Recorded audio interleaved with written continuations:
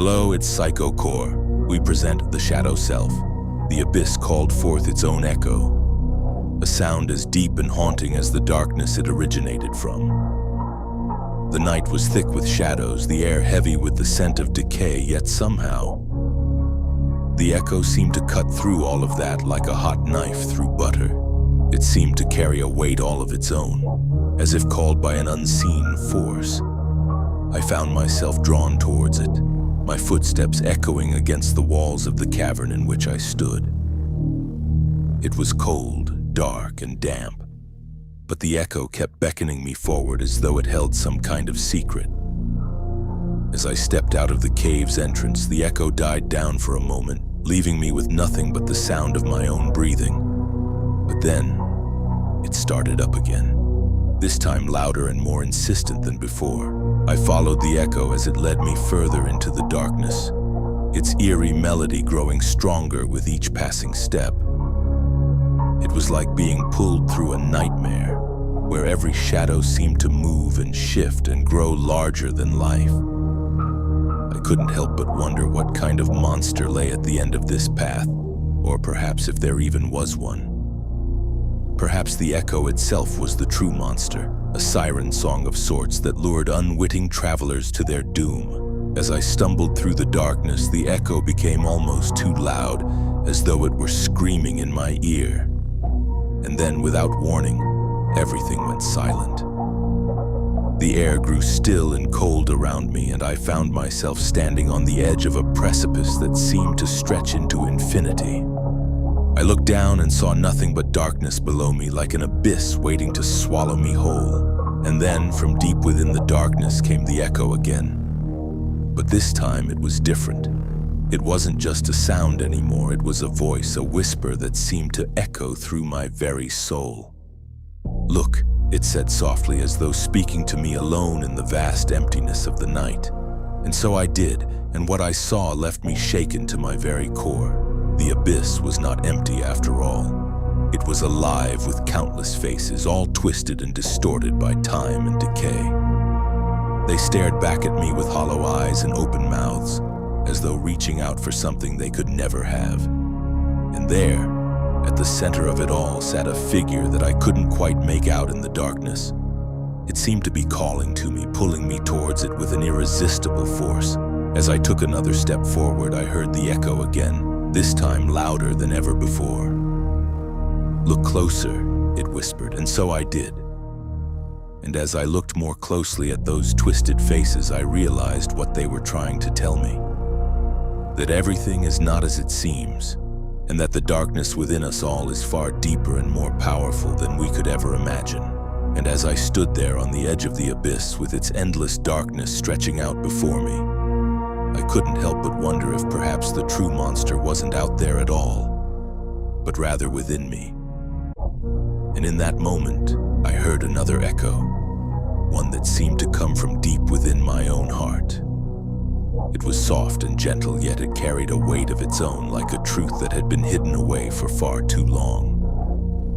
And as I listened to the echo of my own soul, I realized something. Perhaps the abyss wasn't something to be feared after all, but rather embraced, for in its depths lay the potential for true transformation. And so I took a step into the darkness, not with trepidation or doubt, but with an open heart and mind. I knew that whatever awaited me within would challenge everything I believed about myself and the world around me. But it was a challenge I welcomed, for in facing my deepest fears and desires, I could truly become who I was meant to be. The path ahead of me seemed to twist and turn like the labyrinthine streets of an ancient city. And as I walked, I felt a sense of unease creep over me, like shadows slowly encroaching on the light of day. But even as these dark tendrils reached out for me, I refused to be consumed by them. Instead, I embraced them as a part of myself, recognizing that there was no true darkness without its corresponding light. As I made my way deeper into the abyss, I began to see strange and wondrous things. Colors shone bright and vivid like something from a dream or a vision. And yet, there was also pain and suffering, like the cries of 1,000 souls who had come before me. But rather than be deterred by this, I sought to understand it, to find meaning in the chaos around me, and as I delved deeper still, I began to see glimmers of something else, something that felt like hope. It was faint at first, barely perceptible amidst the cacophony of sound and color, but as I focused my attention, it grew stronger, until it became a beacon that guided me onward. I followed this light with a sense of purpose and determination that I had never known before. And as I drew closer, I felt myself being pulled apart, like the threads of my very being were being unraveled one by one. But even as I disintegrated, I knew that something new was being born within me, something that would forever change the course of my life. Finally, I came to a place where the light seemed to gather in a single point, like a star shining bright against the darkness. And there, at the heart of the abyss, I found what I had been searching for all along: myself. For it was then that I realized that the abyss was not something separate from me, but rather a part of myself that I had long denied and rejected. It was my own darkness, my own shadow, that I had tried so hard to keep hidden away. But in embracing it, I had found true enlightenment, for it was only by acknowledging the darkest parts of myself that I could truly know who I was. And with this knowledge came a sense of peace and understanding that was unlike anything I had ever known before.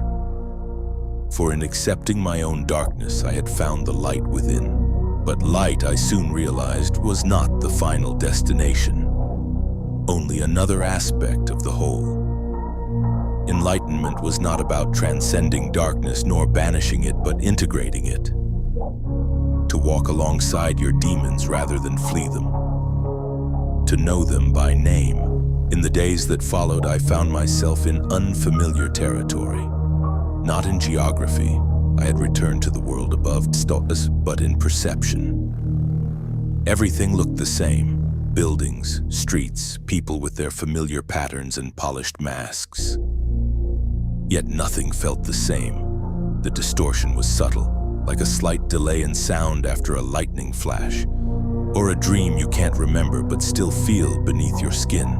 I would see people laugh and wonder, what shadows hide behind that joy? I would hear someone argue on the phone and feel the silent scream behind their words. The fear of being unseen, unloved, misunderstood. It was as if the abyss had given me a new kind of sight, not of visions, but of recognition.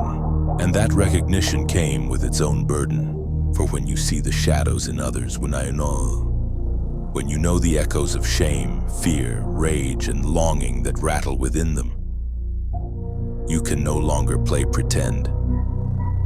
You can't mock what you now understand. You can't hate what you've already embraced in yourself. It became impossible to walk the world without feeling how fractured it is. How many people are silently breaking under the weight of what they cannot name. And yet I didn't despair, not anymore. Because I now knew the fracture is the invitation. I began writing again, but differently. No longer to escape or perform or impress. I wrote as a way to listen. I would sit in silence and wait. Not for inspiration, but for the subtle shift in my chest that signaled something unsaid was surfacing. Sometimes it was a memory. Other times just an image, a cracked mirror, a child's sob behind a closed door, a hand reaching but never grasping. And sometimes it was a voice, my own but older, quieter, wiser, a voice I had spent a lifetime ignoring because it spoke truths I wasn't ready to hear. It told me things like, you don't have to be perfect to be real, and love isn't something you earn by being useful, and you can stop performing now, I'm still here. I would cry at those moments, not because they hurt, but because they healed something I didn't know was wounded. People began to notice changes in me. They'd say I seemed calmer, more grounded. Some asked if I'd found religion or therapy or a new relationship, but I hadn't found anything new. I had only stopped running. There was a night I'll never forget. I was walking home through the city long after midnight. Rain had just fallen and the streets were glistening, reflections doubling everything. As I passed a shop window, I caught sight of my reflection. For a brief moment, I didn't recognize myself. Not because I looked different, I didn't, but because for the first time I saw all of me. Not just the version I had curated for others, not just the strong or the sensitive or the clever parts, but the whole, the scared child, the angry man, the silent witness, the liar, the lover, the listener, the mask, and the one who wears it. It was all there, and it was beautiful, not because it was flawless, but because it was true. I stood there for what felt like hours, soaking in the rain and the reflection. A thought rose in me, unbidden and unforced. I forgive you. I didn't know who I was speaking to. Maybe my past self, maybe the future, maybe the world. But I felt it echo through my bones like the first echo in the cave. Forgiveness, not as a reward, but as a release. I went home that night lighter than I had ever been. Not happy, not safe, not certain, but real. The months that followed were not without struggle.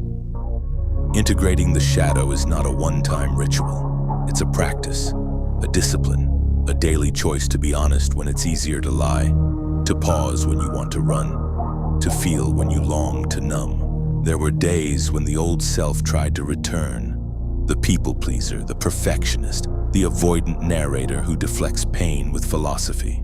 And on those days I reminded myself, you do not have to regress to be accepted. You do not have to vanish to be loved. You do not have to betray yourself to belong. Somewhere along this path, I realized I wasn't alone. Others had walked into their own caves, met their own echoes, faced their own shadows. Some talked of it, others didn't. But once you've seen someone who has faced themselves, you know, there's a gravity to them. A quiet presence that doesn't demand attention but receives it. These are not the loudest people in the room, but they are the ones who can sit with you in your silence without flinching. And perhaps that is the final gift of the abyss. It teaches you how to sit in someone else's darkness without trying to fix it. To witness, to hold, to honor, not as a savior, but as a mirror.